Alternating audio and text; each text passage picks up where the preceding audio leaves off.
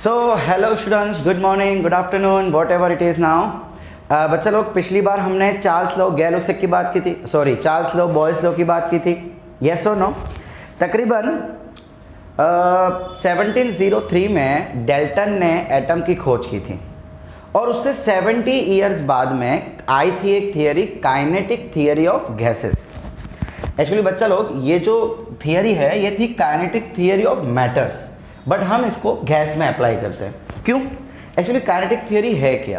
Kinetic theory बेटा atoms या molecules के मोशन के साथ रिलेटेड है।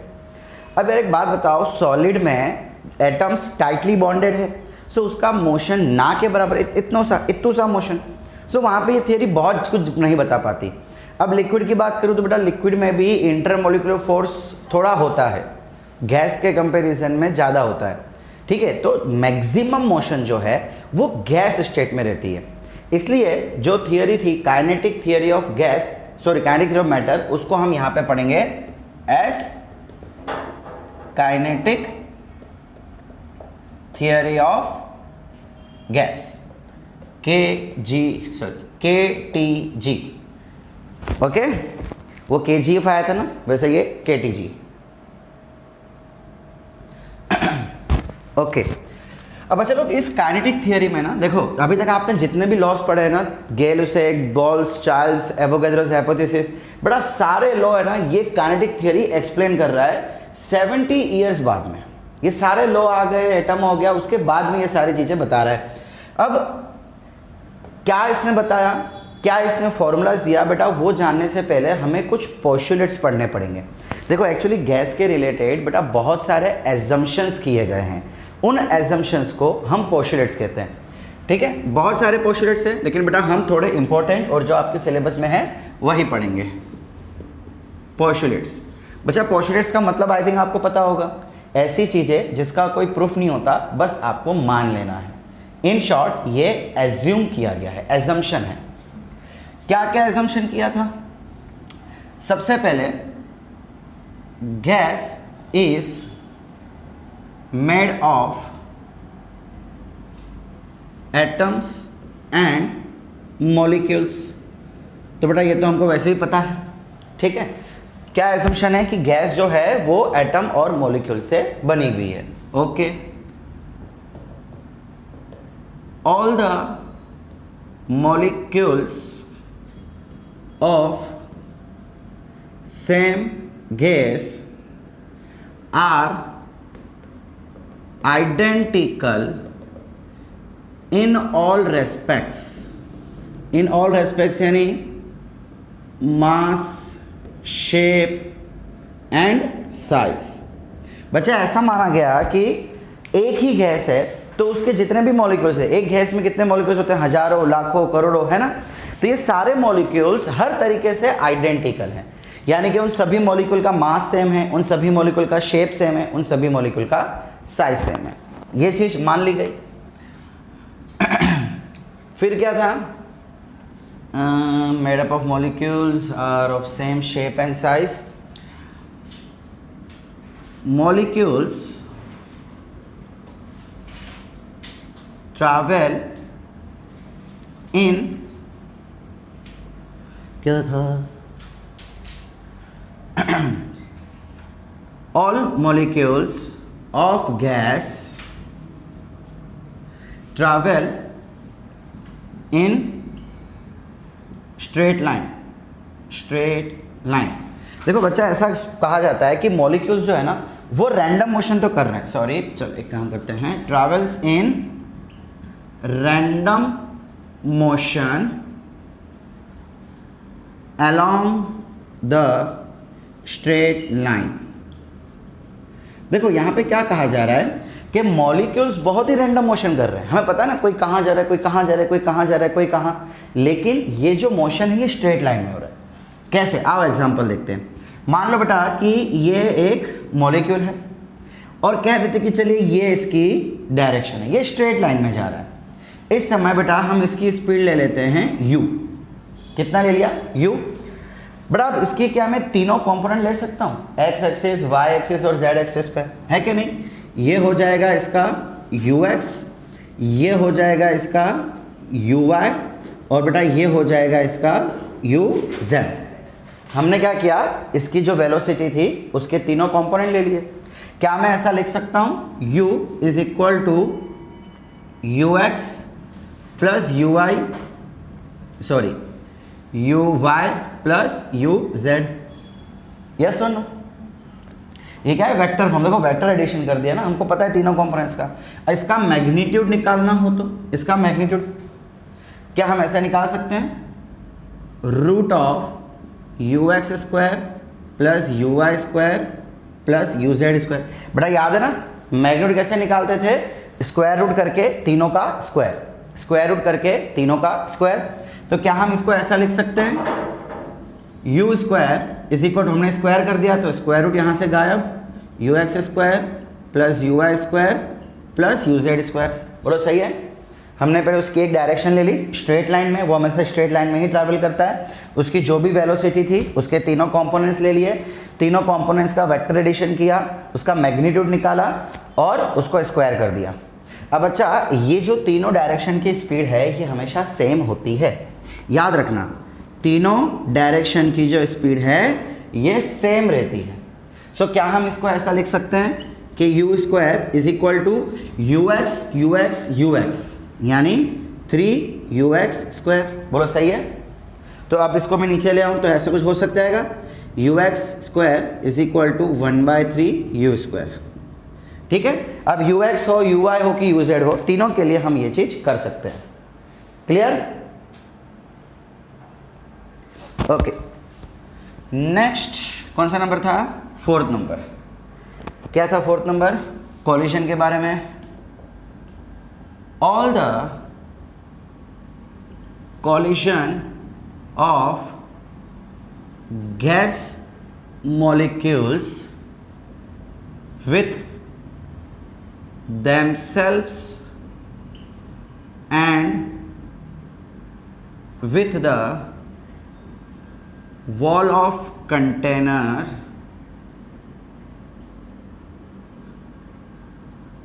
are elastic in nature। देखो बच्चा लोग ये assumption क्या कह रहा है, अब देखो हमें पता है कि गैस के मॉलिक्यूल्स रैंडम मोशन कर रहे हैं तो रैंडम मोशन में टकराते रहेंगे, ढिंग ढिंग ढिंग ढिंग। अब हमने इलास्टिक कॉलिजन पढ़ रखा है। इलास्टिक कॉलिजन क्या होता है बेटा, आया टकराया, बिना अपना मोमेंटम बिना अपनी एनर्जी गवाए वापस चला गया। चेंज जरूर होगा, इंडिविजुअल पार्टिकल का मोमेंटम काइनेटिक एनर्जी चेंज होगा लेकिन लॉस नहीं होगा, है ना। मोमेंटम दे दिया जाता है या ले लिया जाता है वगैरह वगैरह। वो ऐसा कहना चाह रहा है कि जब भी कोई मॉलिक्यूल टकराएगा तो टकरा के वापस इलास्टिक नेचर में आएगा, या तो मोमेंटम लेके आएगा या तो मोमेंटम दे के आएगा। Getting what I am saying? यानी कि देखो इन इलास्टिक इन नेचर का मतलब क्या है कि बच्चा उसके अंदर की मोमेंटम और उसकी काइनेटिक एनर्जी का कोई लॉस नहीं होता। हमने पढ़ रखा है ना इलास्टिक कॉलिजन, है ना। तो सारे कॉलिजन इलास्टिक होंगे। फिर प्रेशर, अब बच्चा गैस, हम बोलते हैं ना गैस का प्रेशर इतना है, गैस का प्रेशर उतना है। आप अपने टायर में, गाड़ी के टायर में भरते हो, कुकर के अंदर गैस का प्रेशर होता है। सो ये प्रेशर एक्चुअली क्या होता है, कौन सा प्रेशर है गैस के ऊपर? So pressure on gas is the pressure due to the collision of gas molecule with the wall of container। अब बच्चा गैस मॉलिक्यूल जाके कंटेनर के वॉल से टकरा रहा है। बच्चा कंटेनर की वॉल के पास कोई ना कोई एरिया होगा। देखो जब वो आया उसके पास कुछ मोमेंटम थी, अब मोमेंटम चेंज हो गई। क्या हुआ बेटा, मोमेंटम चेंज हो गई। देखो इलास्टिक है मतलब जो स्पीड से आया वही स्पीड से वापस जाएगा, बिल्कुल सही है। लेकिन पहले मोमेंटम पॉजिटिव थी तो अब मोमेंटम नेगेटिव हो गई। इसका मतलब बेटा मोमेंटम चेंज हुई। बेटा मोमेंटम चेंज होगी तो न्यूटन का सेकंड लॉ कहता है कि फोर्स भी लगेगा। Rate of change of momentum is equal to force. पढ़ रखा है हमने न्यूटन का सेकंड लॉ। अब मोमेंटम चेंज हुआ, फोर्स लगा। बेटा फोर्स कहाँ पे लगा? कंटेनर के वॉल पे। वॉल के पास क्या है? एरिया है। सो फोर्स अपॉन एरिया करेंगे तो प्रेशर भी बनेगा। सो एक्चुअली जब हम कहते हैं ना गैस का प्रेशर टायर के अंदर, बर्तन के अंदर, तो एक्चुअली वो कुछ नहीं है, वो उसके कोलिजन के वजह से वॉल्स के कारण लगने वाला प्रेशर है। गेटिंग? पक्का? ये पॉइंट को याद रखना बेटा, वेरी इंपॉर्टेंट पॉइंट, बिकॉज हम इसका यूज आगे डेरिवेशंस में लेने वाले हैं। अब बच्चा लोग अभी तक हमने जितने भी लॉ पढ़े ना, टोटल 5 लॉ, ये पांचों लॉ बच्चा रियल गैस पे भी लागू होते हैं, 100% नहीं, पार्शियली। देखो बेटा अगर एग्जाम में क्वेश्चन आवे कि this postulates are 100% applicable to ideal gas dash ideal gas, मतलब आइडियल गैस में बच्चा ये पोस्टुलेट 100% एलिजिबल है, लेकिन रियल गैस में पार्शियली मतलब किसी गैस में 80%, किसी गैस में 70%, किसी में 90%, 100% रियल गैस में एप्लीकेबल नहीं रहेगा। बेटा अब हम जो लॉ पढ़ेंगे आगे के 4, वो सिर्फ और सिर्फ आइडियल गैस के लिए लागू होंगे, रियल गैस को कभी भी लागू होंगे नहीं। ऐसा क्यों? बेटा ऐसा इसलिए, जरा ध्यान से देखना। Next law, kinetic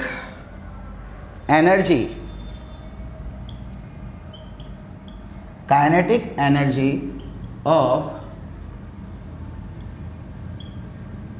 gas molecule, क्या था? एक मिनट बच्चा लोग होल्ड करना, मैं जरा कंफर्म कर लूँ कि यही कुछ पोस्टुलेट था कि कुछ अलग पोस्टुलेट था। हाँ बरोबर है, यही है। Of gas molecule is dependent only on its absolute temperature। बच्चा थोड़ी फीलिंग लेना है यहाँ से। कैसी फीलिंग? ये कह रहा है कि किसी भी गैस मॉलिक्यूल की काइनेटिक एनर्जी सिर्फ और सिर्फ उसके टेम्परेचर पे डिपेंड करेगी, उसके नेचर पे नहीं। चाहे दुनिया की कोई भी गैस ले लो, ऑक्सीजन ले लो, हाइड्रोजन ले लो, क्लोरीन ले लो, नाइट्रोजन ले लो, कोई भी गैस ले लो, वो सिर्फ टेम्परेचर पर डिपेंड करेगी। यानी टेम्परेचर को बढ़ाने या कम करने से गैस मॉलिक्यूल्स की काइनेटिक एनर्जी बढ़ जाएगी, चाहे वो कोई भी गैस हो। तो ये चीज़ एप्लीकेबल है, लेकिन सिर्फ आइडियल गैस पे। बच्चा रियल गैस पे ये चीज़ होती नहीं बेटा। हमको पता है कि ऑक्सीजन और हाइड्रोजन के मॉलिक्यूल की बात करूँ तो उनका मास अलग अलग है। बच्चा मास अलग अलग है तो काइनेटिक एनर्जी अलग अलग ही आएगी, 12 mv²। यस और नो? सो ये जो पोस्टुलेट है ये सिर्फ आइडियल गैस पे लागू होगा, रियल गैस पे नहीं। Up to 5th 100% on ideal, partially on real. ठीक है, चलो ये फटाफट नोट डाउन कर लो और 3 आगे के देखते हैं हम पोस्टुलेट्स। ओके, कौन से नंबर पे आए? 7th। अब 7 क्या कह रहा है? वेरी इंपॉर्टेंट बेटा, 6 और 7 दोनों बहुत ही जरूरी थे। 6 नंबर भली आइडियल गैस पे लागू होता है, लेकिन बहुत जरूरी है, उसको इंपॉर्टेंट मार्क कर देना। और 7 भी बहुत ही जरूरी है। सो 7 क्या कह रहा है? Volume of molecules is negligible as compared to volume of gas। अरे बाप रे, ये क्या है यार? Volume of molecule is negligible as compare to volume of gas. बच्चा गैस किससे बना है? मॉलिक्यूल से। अब हम क्या कह रहे हैं कि मॉलिक्यूल का वॉल्यूम कुछ नहीं होता वॉल्यूम ऑफ गैस के सामने। ये कहना क्या चाहता है? ध्यान से देखो बच्चा, सपोज करो कि ये कंटेनर है जिसमें मैं गैस को डाल देता हूँ। बड़ा हमको पता है कि गैस पूरे कंटेनर में फैल जाएगी, है क्या नहीं? पूरे कंटेनर में फैल जाएगी।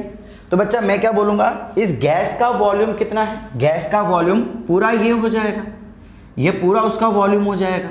यस और नो?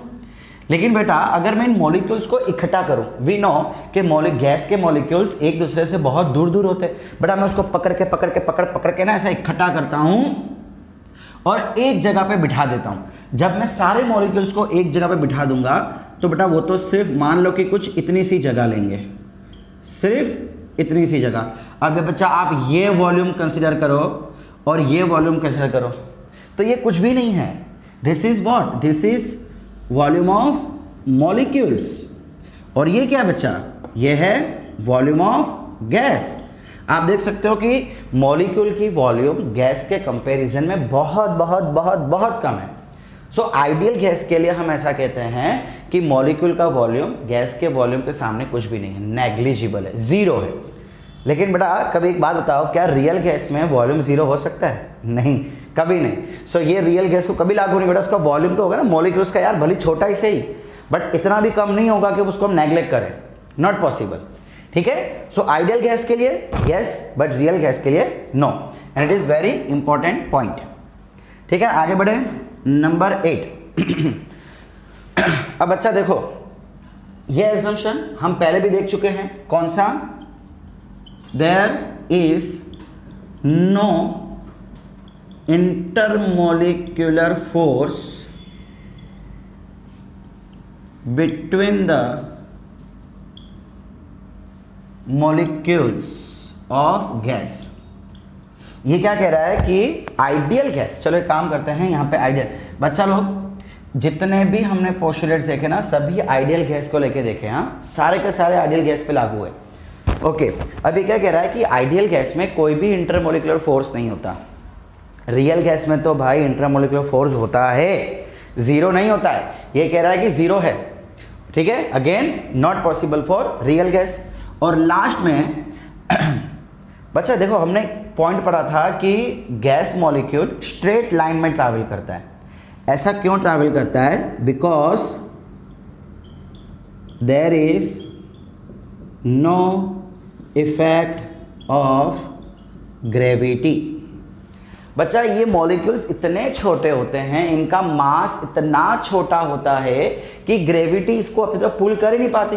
सो अगर मैं इसको ऐसे फेंकूं ना, ये सीधा चलता जाएगा। देखो मैं एक बॉल को फेंकूं तो बॉल बेटा ऐसा पैराबोलिक मोशन करता है, ऐसे जाता है, ऐसे नीचे। क्यों?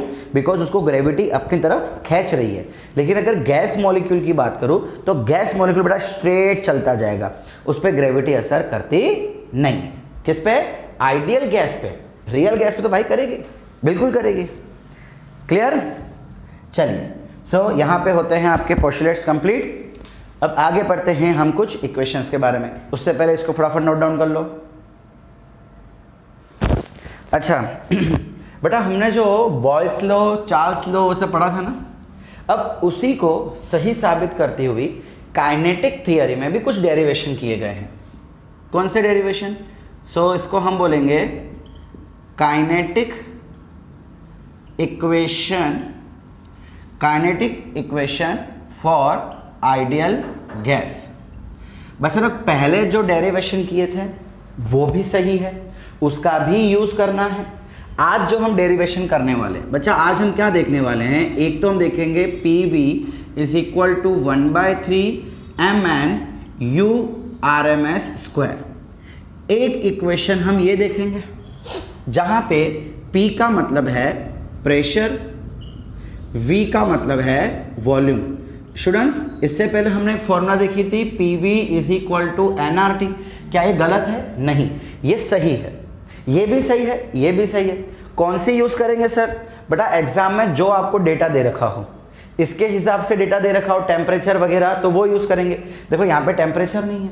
अब यहाँ पे M का मतलब क्या है? बेटा यहाँ पे M का मतलब है मास, कोई भी गैस या कोई भी मॉलिक्यूल का मास। N क्या है? N बच्चा यहाँ पे है number of molecules, number of molecules.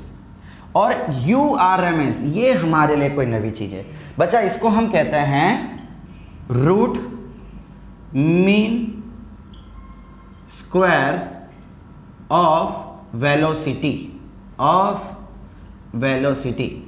ये RMS मतलब रूट मीन स्क्वायर। अब क्या होता है ये रूट मीन स्क्वायर? बच्चा इसके बारे में दो चीज़ हम पता करेंगे। एक तो ये कैसे दिया जाता है और इसका एक्चुअली रिक्वायरमेंट क्या है। बच्चा लोग देखो हमको मालूम है कि एक गैस में अनगिनत मॉलिक्यूल्स होते हैं, सबकी अपनी अपनी वेलोसिटी होगी, है ना। देखो हमने जो पोस्टुलेट देखे उसमें हमने देखा कि मास, साइज और शेप सेम होता है। हमने ये नहीं बोला कि उसकी सबकी वेलोसिटी सेम होती है, सबकी वेलोसिटी अलग अलग होगी। तो मान लो कि n मॉलिक्यूल्स हैं, सबकी वेलोसिटी है u1, u2, u3, u4 and so on. n molecules मेरे पास है। कितने मॉलिक्यूल्स? n molecules.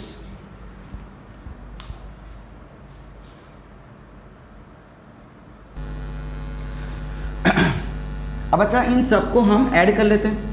हमने पढ़ रखा है ना कि हम गैस में हमेशा एवरेज प्रॉपर्टी पढ़ते हैं। तो बेटा हम क्या करेंगे, देखो रूट मीन स्क्वायर, स्क्वायर करके मीन करके रूट करो, उल्टा प्रोसेस करना है। हमें क्या करना है? स्क्वायर करना है। तो हम क्या करेंगे बेटा, सभी वेलोसिटी का स्क्वायर कर देंगे, फिर उसका मीन लेना है। बेटा मीन का मतलब क्या होता है? Sum of observation upon number of observation, average. पढ़ रखा है ना मैथ्स के अंदर। सो पहले हमने स्क्वायर किया, फिर मीन किया, फिर उसका एवरेज कर दिया, रूट कर दिया। सो बच्चा ये हो गया URMS। क्या हो गया ये? URMS। अब अगर मैं इसका स्क्वायर कर दूं तो URMS का स्क्वायर, तो ये स्क्वायर रूट गायब। सो U1 square plus U2 square plus U3 square and UN square upon n। Clear? समझ आया कि रूट मीन स्क्वायर का मतलब क्या होता है, कैसे दिया जाता है। अब इसकी जरूर क्या है, देखो बच्चा लोग, जब हमारे पास बहुत सारी अलग अलग रैंडम वैल्यूज होती है ना, आई रिपीट, आपके पास कोई एक पर्टिकुलर टाइप की बहुत सारी अलग अलग वैल्यूज हैं, U1 अलग, U2 अलग, U3 अलग, UN अलग, बहुत सारी की सारी अलग है। अब बच्चा मुझे पढ़ना है कि जब ये सब एक साथ आगे बढ़ेगी, बिकॉज गैस तो एक साथ काम करेगा, ऐसा तो है नहीं कि उसका 2-4 मॉलिक्यूल काम करेंगे, 2-4 बैठे रहेंगे, पूरा गैस एक साथ काम करेगा। तो उस समय इसके वेलोसिटी के कारण क्या बिहेवियर रहेगा, क्या इसका परफॉर्मेंस रहेगा, वो देखने। परफॉर्मेंस बेटा मतलब उसकी काइनेटिक एनर्जी कितनी रहेगी, उसके पीवी का जो भी रिलेशन है, जो भी इक्वेशन है, उसमें उसका बिहेवियर कैसा रहेगा। इफेक्ट आप बोल सकते हो कि इसका ओवरऑल इफेक्ट कौन दिखाता है? RMS। ओवरऑल इफेक्ट कौन दिखाता है बेटा? RMS। मान लो कि सपोज करो कि आपका वजन रोज बढ़ता है, रोज का चेंज हो रहा है, हर एक दिन अलग अलग वजन आ रहा है, तो बेटा आपके वजन के कारण आपकी क्या इफेक्ट होगी? तो आप क्या करोगे? रोज का स्क्वायर करोगे, एवरेज करोगे, उसका रूट कर दोगे, तो वो आपका ओवरऑल इफेक्ट दिखाएगा कि भाई इतनी वेलोसिटी, ओवरऑल इतनी वेलोसिटी उसके पास रहेगी। ये कैसे आया? ऑब्वियसली रिसर्च से उसकी इफेक्ट देखी गई, उस इफेक्ट को अलग अलग तरीके से कैलकुलेट करने की कोशिश की गई और ये तरीका परफेक्ट सेट हुआ, तो इसको हमने नाम दे दिया root mean square value. Clear? अच्छा चलो, ये तो समझ आ गया। सो मतलब एक डेरिवेशन हमको ये करना है और एक दूसरा डेरिवेशन करना है काइनेटिक एनर्जी का। कौन सा? वो होगा बेटा 1/3/2 RT। हमने कहा था ना कि काइनेटिक एनर्जी सिर्फ और सिर्फ टेम्परेचर पर डिपेंड करेगी और किसी पे नहीं। सो ये रही वो इक्वेशन। सो आओ इन दोनों इक्वेशन का हम डेरिवेशन करते हैं। अब मान लो बच्चा लोग कि मेरे पास ये एक कंटेनर है, ठीक है, एक क्यूब है, उस क्यूब के अंदर मैंने गैस भर रखी है। मैं बड़ा पूरी गैस नहीं ले रहा हूँ, मैं उस गैस का सिर्फ एक मॉलिक्यूल ले रहा हूँ। क्या ले रहा हूँ? उस गैस का सिर्फ एक मॉलिक्यूल। बच्चा इसकी कुछ अपनी एक वेलोसिटी होगी, जिसको मैं बोल देता हूँ U1। क्या नाम दे दिया मैंने इसको? U1। ऐसे बेटा बहुत सारे मॉलिक्यूल्स होंगे, मैं बोलता हूँ बेटा यहाँ पे N मॉलिक्यूल्स है, मोल्स नहीं, मोल्स नहीं बेटा, अब मैं बात कर रहा हूँ मॉलिक्यूल्स। इसके कितने मॉलिक्यूल्स हैं? N मॉलिक्यूल्स हैं बेटा। सारे के सारे मॉलिक्यूल का जो मास है वो मास है m, इसकी वेलोसिटी है U1। बेटा इसके 3 कंपोनेंट हो गए x y z में। मैं क्या कर रहा हूँ? मैं अभी सिर्फ और सिर्फ x कंपोनेंट लेके चल रहा हूँ, तो x कंपोनेंट कुछ ऐसा होगा UX1। क्लियर? ये इसकी वेलोसिटी और ये इसका x कंपोनेंट, तीनों होगा, बट मैं अभी सिर्फ एक ही लेके चल रहा हूँ। और बेटा मैं मान लेता हूँ कि ये जो मॉलिक्यूल है ये इस सरफेस पे आके कोलाइड हो रहा है, ये जो साइड की सरफेस है ना वहाँ पे आके कोलाइड हो रहा है। बच्चा कॉलिजन कैसा होगा? Elastic collision. कॉलिजन इलास्टिक है तो बेटा उसकी मोमेंटम चेंज होगी, हाँ बिल्कुल होगी। तो पहले क्या था बेटा? P1 जब ये आके टकराया तो उस समय मोमेंटम कितनी थी?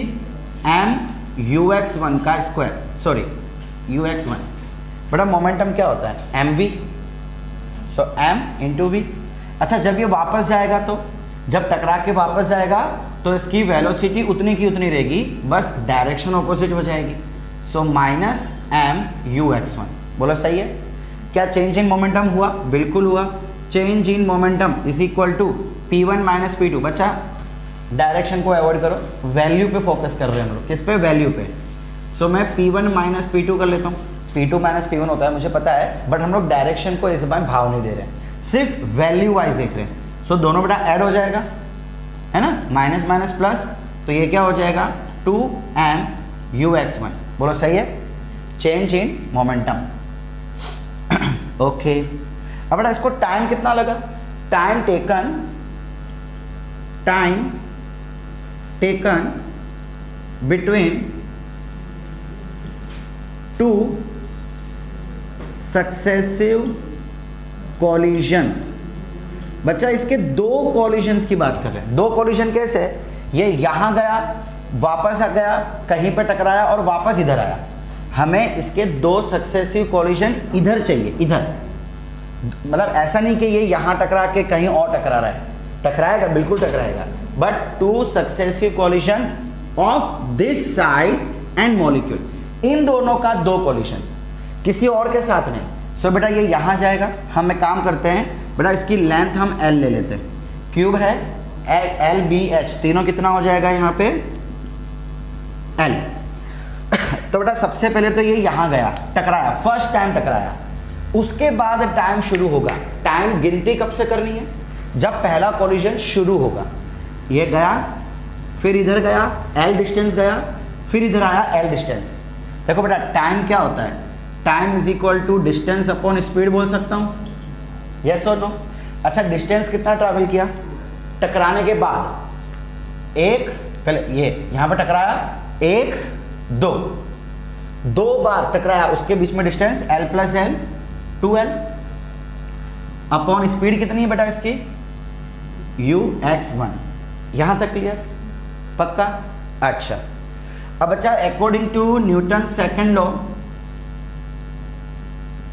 न्यूटन बाबा का सेकंड लॉ, बच्चा क्या मैं F force is equal to change in momentum upon change in time दे सकता हूँ?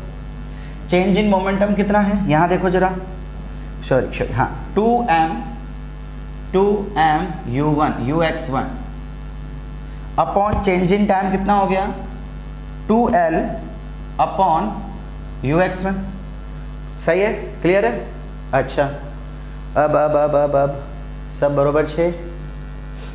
ओके बच्चा ये 2 से 2 कट गया, ये ऊपर चला गया, m ux1 square by l, ये आ गया फोर्स।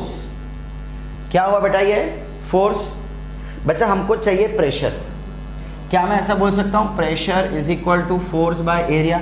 एरिया किसका? ये साइड का, ये साइड का एरिया, तो फोर्स हो गया m ux1 square by l। बच्चा एरिया कितना होगा? एरिया x स्क्वायर होगा, बोलो है कि नहीं? समझ आ रहा मैं क्या बोल रहा हूँ? यहाँ पे कुछ गड़बड़ है क्या? एक मिनट है। अच्छा बच्चा लोग ये सब सही है, लेकिन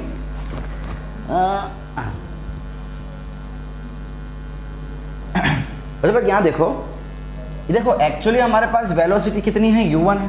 बच्चा हमने पहले भी देखा था, क्या मैं ऐसा बोल सकता हूँ u1 is equal to u1 square is equal to ux square plus uy square plus uz square, yes और नो? अब मुझे पता है बेटा कि तीनों वेलोसिटी सेम होती है, तीनों डायरेक्शन की वेलोसिटी सेम, ये एजम्पशन है आइडियल गैस के लिए, ये हमने देख चुके हैं।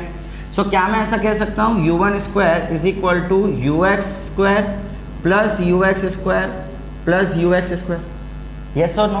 बिल्कुल। So u1 square is equal to 3 times of ux square. अच्छा यहाँ से ux कितना आ जाएगा? 1/3 u1 स्क्वायर। समझ आया क्या हुआ? इसकी वैल्यू हमने u1 के टर्म्स में निकाल ली, सो 1/3। सो एक काम करो, इस फोर्स की जगह पे रख दो, ये इसको हटाऊं मैं, अब इसका काम नहीं है खाली इतना याद रखना कि इसमें n मॉलिक्यूल्स हैं और सबका मास m है।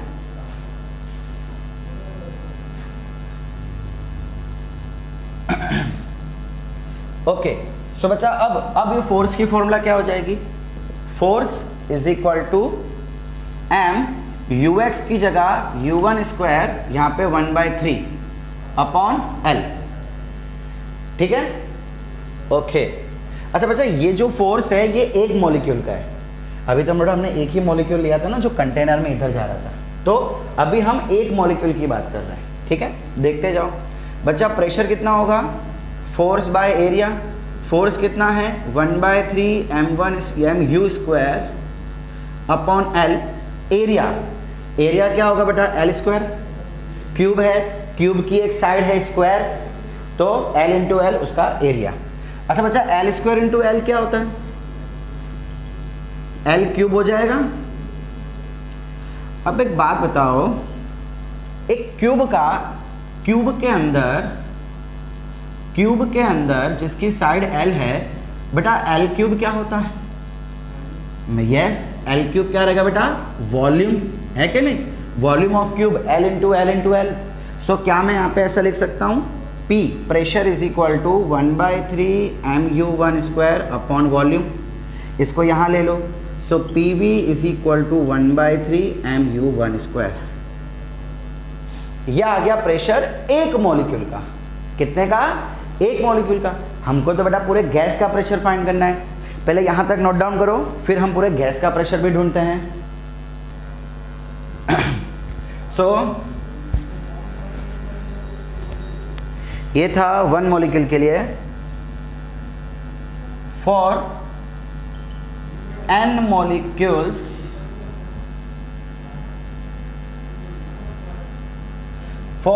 मॉलिक्यूल्स बस चलो, क्या हम इसको ऐसा लिख सकते हैं? PV is equal to n molecules के लिए क्या हो जाएगा?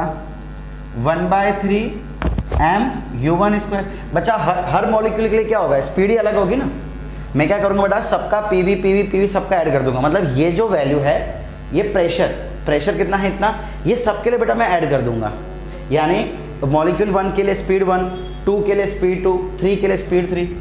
सो 1/3 mu2 square plus 1/3 mu3 square, so on 1/3 mu1 square. बचा इसमें से 1/3 1/3, देखो मास सभी मॉलिक्यूल का सेम है, सो 1/3 मास कॉमन, क्या बचा? u1 square plus u2 square plus u3 square and so on.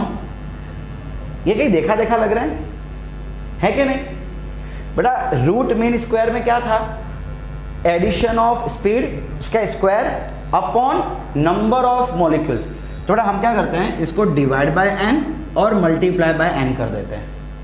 Maths में करते हैं ना, मल्टीप्लाई एंड डिवाइड बाय। मैंने multiply and divide by n कर दिया, तो बच्चा ये क्या बन गया? ये क्या बन गया? देखो 1/3 mn और ये क्या बन गया? Root mean square. इस पे ऊपर स्क्वायर रूट नहीं है, वैसे तो स्क्वायर रूट होना चाहिए ना। रूट मीन स्क्वायर, रूट नहीं है मतलब यह इसका स्क्वायर हो गया, ठीक है? सो ये आ गई formula, PV is equal to 1/3 mn URMS का स्क्वायर। पहले हमने देखा था PV is equal to nRT, बिल्कुल सही है, वो भी सही है, बट काइनेटिक थियोरी कुछ मॉडर्नाइजेशन के साथ आया और ये वाली फॉर्मूला दी। क्लियर? अच्छा बेटा इसको मिटाऊं, ये हो गया। अब काइनेटिक एनर्जी अगर मुझे देनी हो तो kinetic energy of one molecule, बेटा एक मॉलिक्यूल की काइनेटिक एनर्जी कितनी होगी? हाफ m वेलोसिटी का स्क्वायर। एक मॉलिक्यूल है, मैंने 1 ले लिया। बेटा total molecule kinetic energy of gas कैसा हो जाएगा? सभी मॉलिक्यूल्स की एनर्जी ऐड कर दूंगा। सो हाफ m कॉमन ले लिया, u1 square u2 square and un square. समझ आया मैंने क्या किया? सबकी काइनेटिक एनर्जी को ऐड कर दिया और उसमें से हाफ m कॉमन ले लिया। सो ये क्या हो गया? हाफ m बचा, फिर से same, so divide by n multiply bye.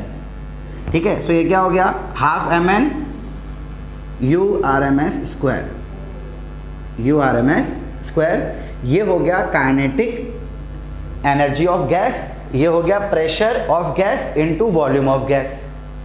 समझ आ रहा है मैं क्या बोल रहा हूँ? ओके, अब काम करते हैं, इसको कंपेयर करते हैं, इन दोनों को हम कंपेयर करते हैं। कैसे कैसे कैसे, कहाँ करूँ बच्चा? एक ये हटाऊँ, इसको रखता हूँ, ये ऊपर का हटाऊँ, नहीं लिखा है तो फटाफट इसका स्क्रीनशॉट ले लो। 1 2 3 गो।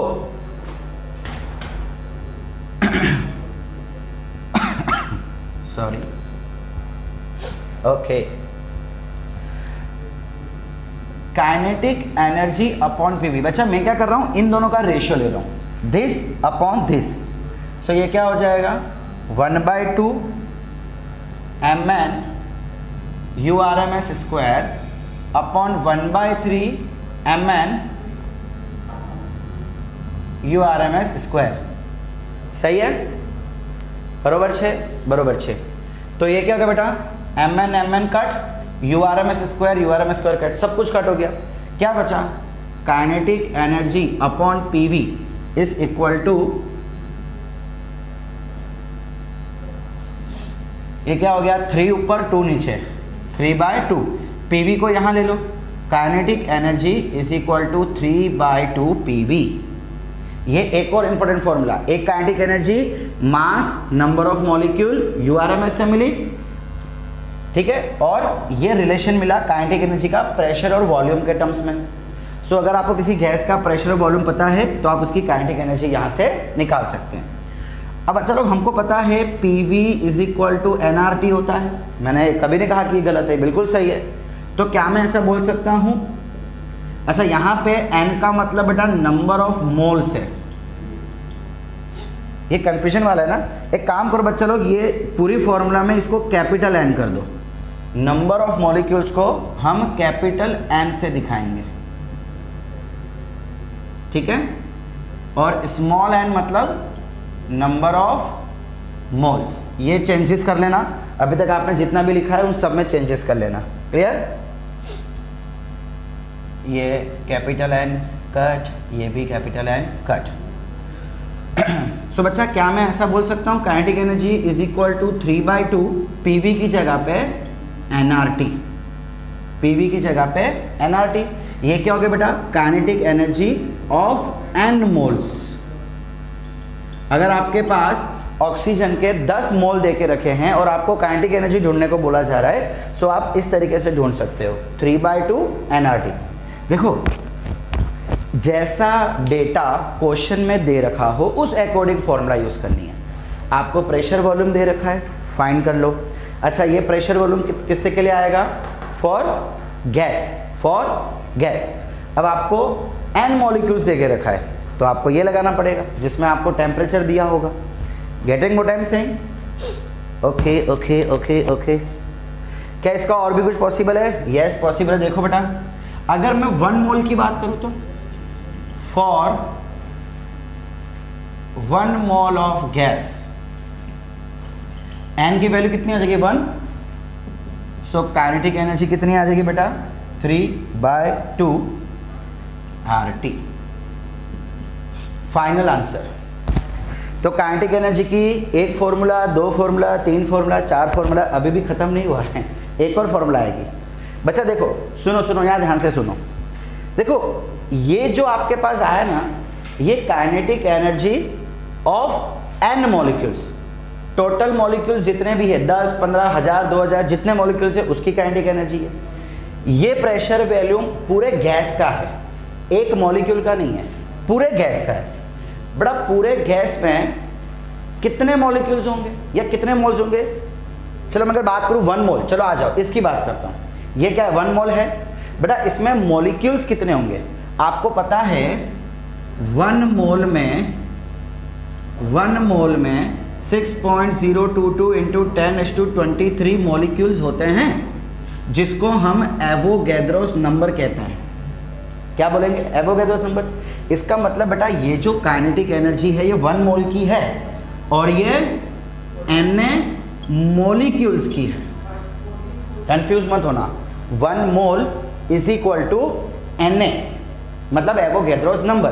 हमको पता है 1 मोल में इतने मॉलिक्यूल्स होते हैं, यानी बेटा इतने मॉलिक्यूल की काइनेटिक एनर्जी कितनी है, तो एक मॉलिक्यूल की काइनेटिक एनर्जी कितनी हो जाएगी, काइनेटिक एनर्जी ऑफ 1 मॉलिक्यूल। देखो देखो फिर से सुनो, ये पूरे गैस के लिए थी, ये भी पूरे गैस के लिए थी। पूरा गैस यानी उसमें जितने मोल्स हैं, उसमें जितने मॉलिक्यूल्स हैं, सबकी मिला के ये n मोल्स के लिए है। अल्टीमेटली पूरे गैस के लिए ही है। अगर आपको गैस मोल्स में दे रखा हो तो ये 1 मोल की थी, ये फॉर्मूला 1 मोल के लिए है। 1 मोल यानी इतने मॉलिक्यूल्स, तो इतने मॉलिक्यूल्स की काइनेटिक एनर्जी मिला के इतनी है।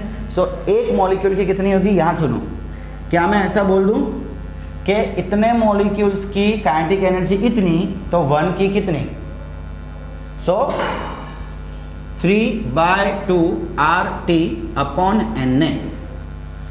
मैंने क्या बोल दिया बेटा, देखो जरा, कहाँ लिखूँ, यहाँ बेटा शॉर्टकट में लिख देता हूँ। जब इतने मॉलिक्यूल्स थे तो काइनेटिक एनर्जी Ke थी, तो 1 के लिए कितना, cross multiply kinetic energy divide by Na। समझ आया, 1 into kinetic energy divide by Na। सो ये मैंने Na कर दिया। अब अच्छा, एक मोस्ट इंपॉर्टेंट रिलेशनशिप R/Na यहाँ लिखूं, इसको मिटाऊं, स्क्रीनशॉट ले लिया हो तो ठीक है बेटा, नहीं लिया हो तो फटाफट ले लो। 1 2 3 गो।